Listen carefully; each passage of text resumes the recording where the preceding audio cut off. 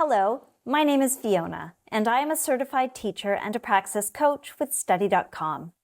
Are you preparing to take the Health Education Exam? This is Praxis code 5551. Today we will focus on the subtopic of healthy relationships and mental and emotional health. Study.com offers an extensive range of resources to help you succeed on this exam, from detailed study guides to interactive practice tests. Let's jump in. Question number 1. What is the first step in decision making?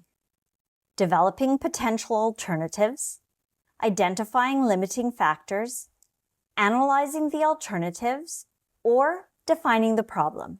When considering the decision-making process, it's important to start with the correct step to ensure a structured approach. Developing potential alternatives is important, but comes after you understand the situation fully.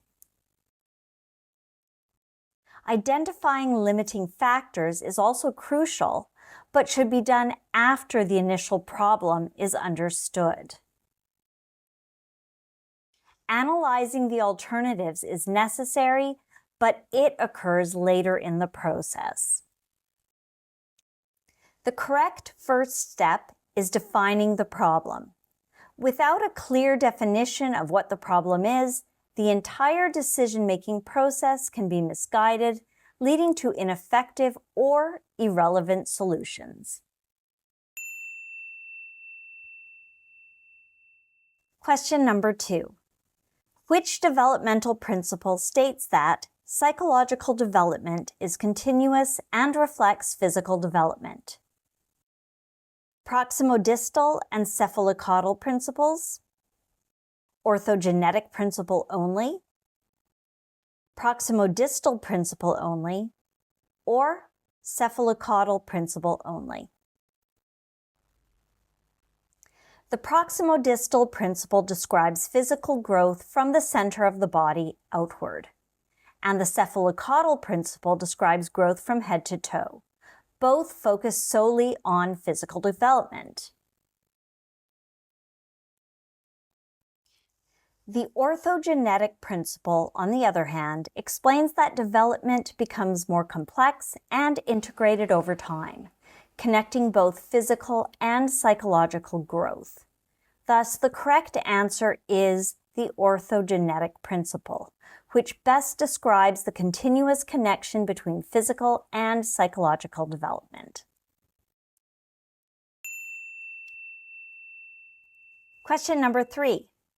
The visual cliff experiment was originally designed to test which of the following: an infant's ability to trust, an infant's ability to control fear, an infant's ability to perceive distance, or an infant's ability to perceive depth. Perceiving distance involves judging how far away an object is, which, although it is related to the original purpose of the experiment, is incorrect. Although trust might develop as infants interact with their caregivers, the experiment focuses on visual perception, not emotional responses. Fear control could be a factor in how an infant reacts, but it's not the primary purpose of this experiment. The visual cliff experiment was designed to assess an infant's ability to perceive depth, which involves understanding the three-dimensional aspects of space and not their ability to trust, control fear, or perceive distance. Question number 4. Selective serotonin reuptake inhibitors are antidepressants that raise the levels of serotonin in the brain, raise the levels of norepinephrine and serotonin in the brain, lower the levels of serotonin in the brain, or lower the levels of norepinephrine and serotonin in the brain. They do not affect norepinephrine levels, So the options mentioning both serotonin and norepinephrine are incorrect. Lowering serotonin levels would actually exacerbate depression. So options that suggest lowering serotonin are also incorrect. Therefore, the correct answer is SSRIs are a class of antidepressants that are designed to raise the levels of serotonin in the brain.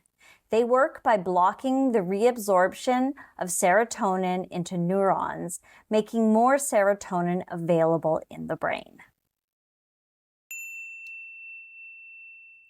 Thank you for joining me today as we reviewed the Healthy Relationships and Mental and Emotional Health section of the Praxis 5551 exam.